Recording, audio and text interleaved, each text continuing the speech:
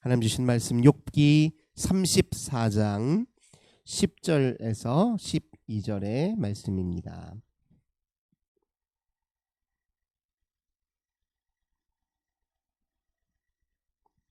욥기 34장 10절에서 12절 석절 말씀 우리 한 목소리로 함께 봉독합니다. 그러므로 너희 총명한 자들아 내 말을 들으라. 하나님은 악을 행하지 아니하시며 전능자는 결코 불의를 행하지 아니하시고 사람의 행위를 따라 갚으사 각각 그의 행위대로 받게 하시나니 진실로 하나님은 악을 행하지 아니하시며 전능자는 공의를 굽히지 아니하시느니라. 아멘. 오늘도 우리 주님과 함께 이 복된 날 시작하시는 우리 모든 성도님들 하나님께서 하늘의 크신 은혜와 평화 가득 부어주시길 주님의 이름으로 간절히 기원합니다.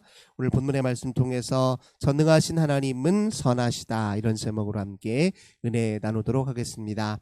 욥의 마지막 항변은 하나님 내가 내 인생을 돌이켜 보더라도 이렇게 눈에 띄는 잘못이 있는 것도 아닌데 하나님 왜 내게 이런 고통을 주셨습니까? 이게 욥의 마지막 항변이었죠. 그래서 다시 엘리후라고 하는 인물이 욥의 그 말에 대해서 자기 나름의 논리를 전개하는 이야기들이 이제 32장부터 시작되는데요. 이 엘리후라고 하는 인물은 욥의 새 친구와는 달리 그가 전부터 이제 욥의 친분이 있었던 것인지는 잘 모르겠으나 욥과 새 친구들의 대화를 가까이에서 지켜봤던 인물로 추정이 됩니다. 그래서 32장 2절 보니까 이렇게 시작됩니다. 32장 2절 람 종족 부수 사람 바라게의 아들 엘리후가 화를 내니 그가 욥에게 화를 내면 욥이 하나님보다 자기가 의롭다 하며 또 새 친구에게 화를 내면 그들이 능히 대답하지 못하면서도 욥을 정죄함이라. 이 엘리후라고 하는 인물이 곁에서 욥과 그리고 친구들의 대화를 이렇게 듣고 보니까 자기가 화가 난다는 거예요. 욥에 대해서는 뭐라고 얘기하냐면 하나님보다 자기가 의롭다고 얘기하는 것 같아서 화가 난다는 거예요. 근데 욥은 사실 자기가 하나님보다 의롭다고 말하는 것은 아닙니다. 근데 엘리후가 듣기에는 자기가 듣기에는 아니 내가 뚜렷하게 죄를 지은 것 같지도 않은데 왜 까닭없이 내가 이렇게 고통을 당해야 합니까? 라는 말을 듣고 엘리후는 어떻게 해석했냐면 그러면은 의로운 사람을 하나님이 괜히 고통을 주셨다는 얘기인데 그럼 하나님이 그거 부당하고 또 불공정하다는 얘기 아니냐? 왜 하나님을 부당하고 불공정하고 악한 사람 취급하느냐? 이런 식으로 욥의 이야기를 약간 확대 해석하고 과장해서 받아들였어요. 그러니까 욥을 보고 그 얘기를 들으니까 화가 난다는 거예요. 결국 당신이 하고 싶은 말은 하나님 부당하고 악하다는 것 아니냐. 내가 그 말은 내가 인정할 수 없다. 이게 욥의 입장이에요. 그리고 욥의 새 친구들을 들어보니까 욥이 하는 말에 대해서 논리 있게 반박하지 못하고 괜히 욥의 마음 심기만 건드리고 제대로 핵심을 못 짚고 있는 것 같더라. 내 얘기를 좀 들어봐라 하면서 이제 엘리후가 자기 이야기를 하기 시작합니다. 이 엘리후가 하는 이야기의 이제 사실은 핵심은 오늘 우리가 읽었던 본문 34장 10절과 12절의 말씀이에요. 뭐냐면 하나님은 악을 행할 리가 없다는 거예요. 전능자는 결코 불의를 행할 리가 없다는 겁니다. 하나님은 사람의 행위를 따라서 정확하고 공정하게 하나님이 처분을 내리시는 것이지 하나님이 악을 행할 리가 없다. 이렇게 이야기합니다. 그게 이제 엘리후가 하고 싶었던 말의 이제 핵심입니다. 하나님이 정의로우신 분이다. 그러나 때로 이제 우리가 하나님께서 고통을 허용하시는 이유는 어디에 있느냐? 바로 그 고통이 우리에게 훈육의 역할을 하기 때문에 때로 허락하신다는 거예요. 하나님이 그렇게 징계하실 때 사람들은 자기 자신의 잘못을 깨닫고 돌아와서 더 나은 모습을 보이지 않느냐. 마치 부모가 자녀들에게 때로 따끔하게 혼을 내므로써 자녀가 더 의롭고 바르게 성장할 수 있도록 돕는 것처럼 하나님이 때로 훈육을 위해서 고통을 주시기도 하시는 거지 하나님이 악해서 그런 것이 아니라 이제 이게 엘리후의 주요 논리예요. 그러니까 엘리후가 하려는 말은 사실 하나님 편에 서서 하나님을 변호하려고 나름대로 이제 그런 얘기를 했던 것입니다. 여기에서 우리가 이제 전통적으로 많은 사람들이 의문을 가졌던 하나의 주요 그 의문, 그 질문에 대해서 성경이 뭐라고 답하는지를 좀 구체적으로 좀 살펴보려고 합니다. 사람들이 전통적으로 제기했던 의문은 그거예요. 하나님은 전능하신 분이고 선하고 의로우신 분이에요. 근데 왜 세상은 악하냐는 거예요. 왜 때로 의로운 사람이 고통을 받고 악한 사람은 저렇게 계속 더 번영하고 잘 사냐는 거예요. 이게 사람들이 가졌던 의문이에요. 이게 우리도 현실 세계를 살다 보면 그런 생각이 들 때가 있잖아요. 하나님 분명히 전능하시고 선하신 분인데 왜 세상은 여전히 이렇게 악할까? 하나님이 무능하신가? 왜 이런 문제도 해결 못하시지? 이런 생각이 들 때도 있고, 왜 저렇게 나름대로 열심히 신앙생활하며 잘 살려고 하는 사람들이 저렇게 극도의 고통 속에 살고 있지? 하고 이런 의문을 갖는단 말이죠. 이런 의문에 대해서 성경이 이제 여러 가지 차원에서 대답을 합니다. 물론 그 모든 대답이 다 하나님의 그 비밀한 것들을 완전히 다 가르쳐 주지는 않지만, 그래서 성경이 대체로 이 질문에 대해서 6가지 정도의 답을 우리에게 제시합니다. 첫 번째, 왜 세상에 고통과 악이 있는가? 첫 번째 뭐냐면은 인간이 스스로 자초한 거라는 거예요. 악도 인간이 저지른 것이고 그 악의 결과로 인간이 고통을 받는다는 게, 이게 성경이 이야기하는 첫 번째 대답입니다. 그러니까 예를 들면 이렇습니다.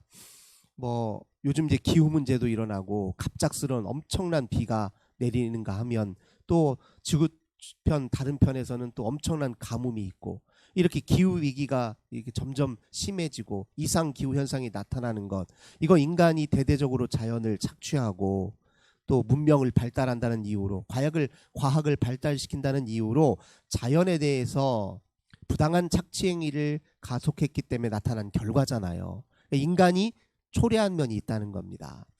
인간이 또 이 세상에서 겪는 여러 가지 고통 중에 하나, 뭐 갑작스럽게 내가 해고를 당한다거나 사업이 잘 안 된다거나 하던 일이 다 제대로 안 돼서 생계에 위협이 된다거나, 이것도 사실 우리 돌아가는 이 경제 시스템이 인간이 만든 거잖아요. 우리가 만든 이 자본주의 사회도 인간이 만든 것이고, 돈을 어떻게 사용하고 분배하고 또 어떻게 유통시킬지에 관한 이 제도적 장치가 인간이 만든 것인데, 그 제도적 장치의 허점 때문에 내가 고통을 겪는 거잖아요. 그러니까 성경은 일면 우리가 당하는 고통은 우리 인간이 저지른 악에 의해서 스스로 자초한 것이다, 이렇게 설명한단 말이에요.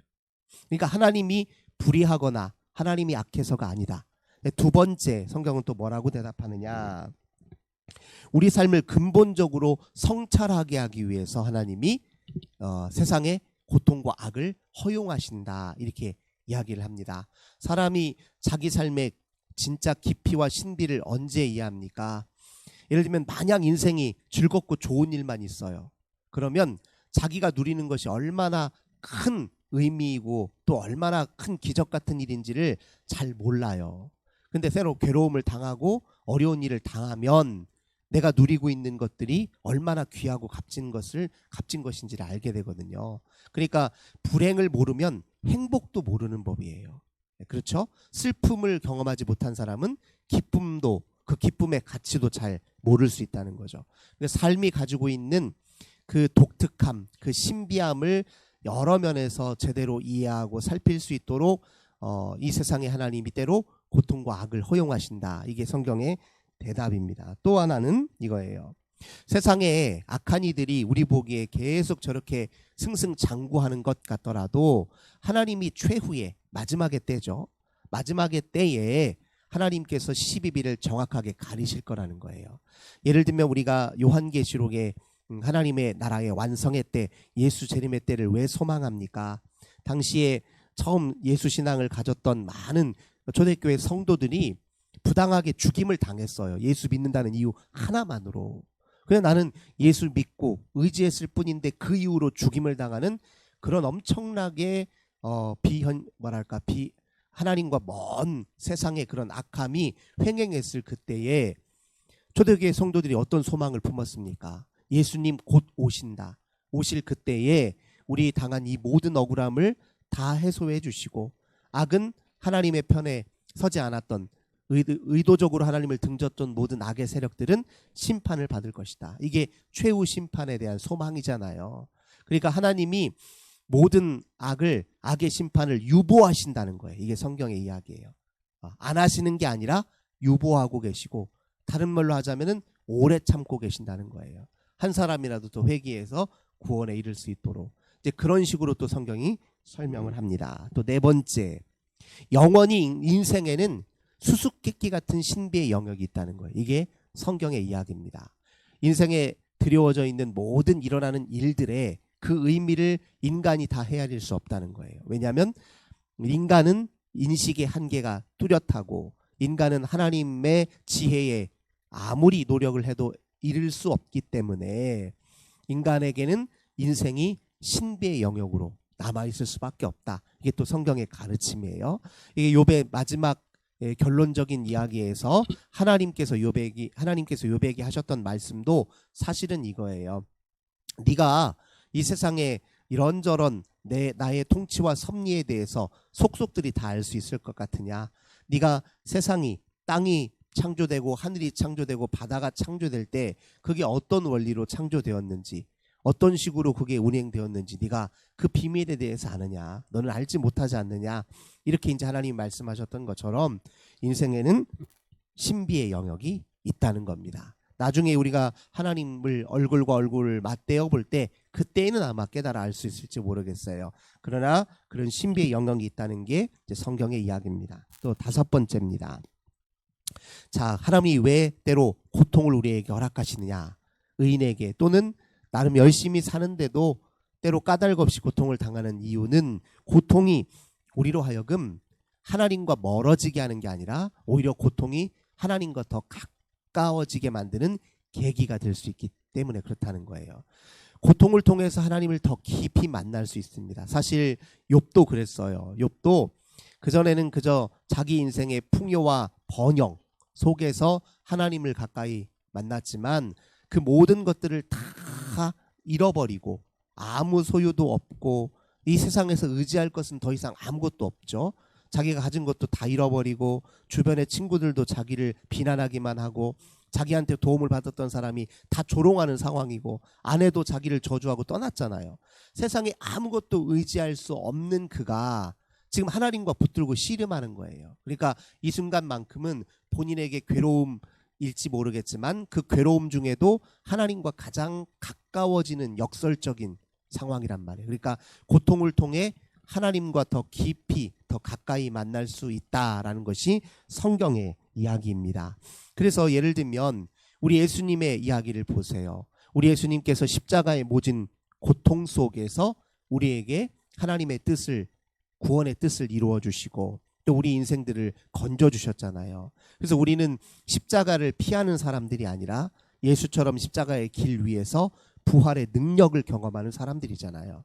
우리에게 고통은 마냥 피하고 싶고 거부하고 싶고 없어졌으면 하고 싶은 그런 영역이 아니라 그 고통은 우리 인생을 더 깊게 하고 하나님을 더 온전히 의지하게 하고 또 하나님을 더 가까이 하게 위한 중요한 계기다.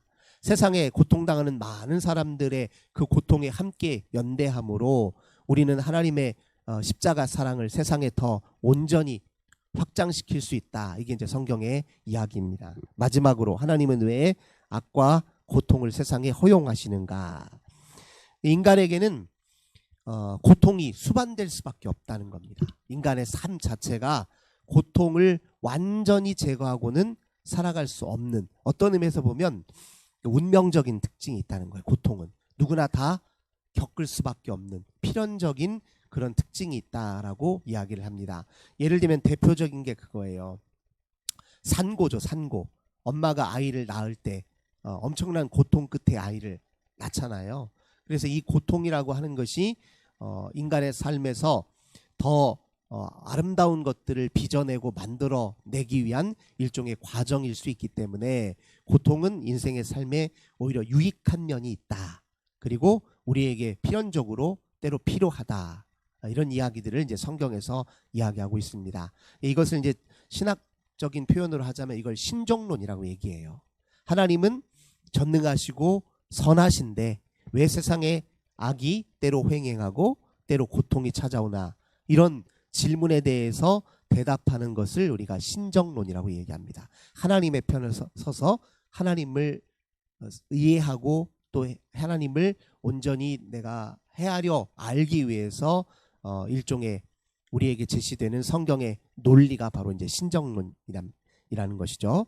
다시 한번 정리해서 말씀드리면, 하나님은 때로 우리가 스스로 자초한 악에 의해서 스스로 고통을 당하는 것을 허용하신다. 하나님은 우리의 삶의 깊이를 스스로 성찰해 보도록 고통을 허용하신다. 이거는 이제 엘리후가 하는 이야기와도 비슷해요. 하나님의 고통을 허용하시는 것은 너를 훈육하기 위해서다. 세 번째, 하나님이 악을 내버려 두시는 데는 그냥 지금 잠깐 유보하시는 것이지 악에 대한 심판을 영원히 내리지 않는 게 아니라 최후의 때에 하나님이 심판하신다. 그리고 인생에는 신비의 영역이 반드시 존재한다. 고통은 마냥 나쁜 것만이 아니라 고통을 통해 오히려 우리는 하나님을 더 가까이 만날 수 있다. 고통에는 운명적 측면이 있다. 이런 점들을 이제 성경에서 강조하고 있습니다. 우리도 하나님의 때로 선하심에 대해서, 전능하심에 대해서 의구심을 가질 때가 있습니다. 인생이 잘 풀리지 않고 원하는 대로 잘 되지 않을 때, 또 억대로 억울한 일을 당할 때 그런 의구심을 품을 수 있지만, 그러나 하나님은 오늘 엘리후가 얘기한 것처럼 분명히 선하시고 또 전능하신 분입니다. 하나님이 선하신 분이기 때문에 우리가 마지막까지도 하나님을 희망으로 품는 이유가 있습니다. 저는 이제 가만히 곰곰이 묵상하다가 이런 생각을 해요. 하나님은 선하시지 때로 무능하게 보일 때가 있어요. 자기 선을 이루시기 위해서. 네, 제가 느끼기에는 그렇습니다. 물론 모든 일이 가능하시지만 선하시기 때문에 어떤 일은 일부러 하지 않으세요. 그게 하나님의 능력입니다. 하나님은 사랑하고 우리를 더 온전하게 만드신 일은 기뻐하지만 우리를 악하게 만들지는 않으세요. 우리를 악하게 만들 수 있습니다. 예를 들면 지금 우리가 출애굽기를 함께 공부하고 있는데, 하나님이 당신의 선한 의도와 목적을 이루시기 위해서 바로의 마음을 완악하게 하셨단 말이에요.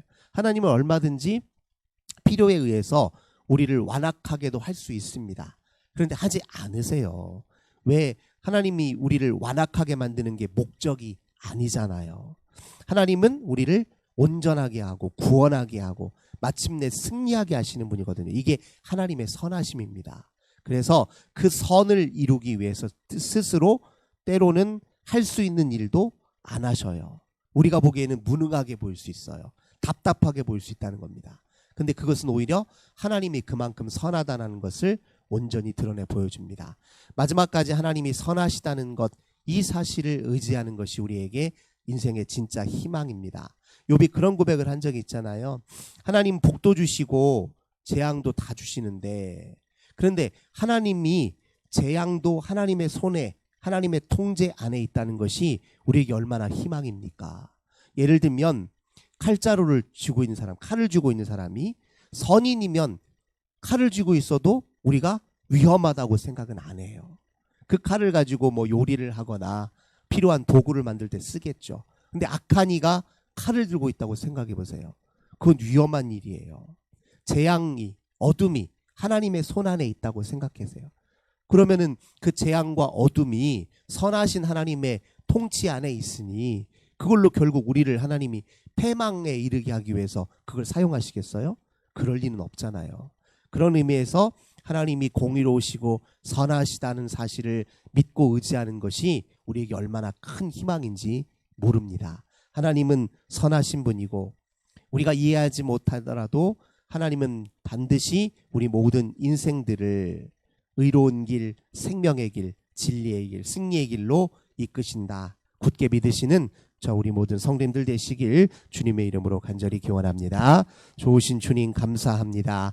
오늘 우리가 품을 수 있는 하나님은 전능하시고 선하신데 왜 이 세상은 악과 고통이 있는지에 대해서 성경의 대답을 함께 묵상해 보았습니다.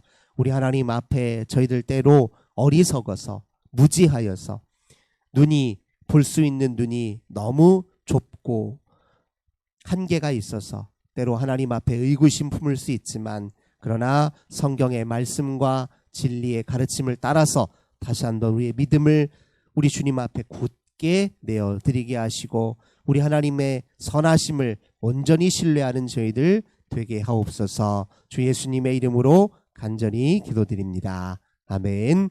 오늘도 우리 환우들을 위해서, 가정의 자녀들을 위해서, 또 교회와 나라와 민족을 위해서 함께 기도하겠습니다. 좋으신 주님 감사합니다. 능력 되신 주님을 의지합니다. 오늘도 하나님 앞에 두 손 들고 주 앞에 항복하며 우리 인생을 주께 맡깁니다. 주님, 우리의 인생의 주인이 되어주시고 선한 목자가 되어주셔서 우리를 푸른 초장 쉴만한 물가로 인도하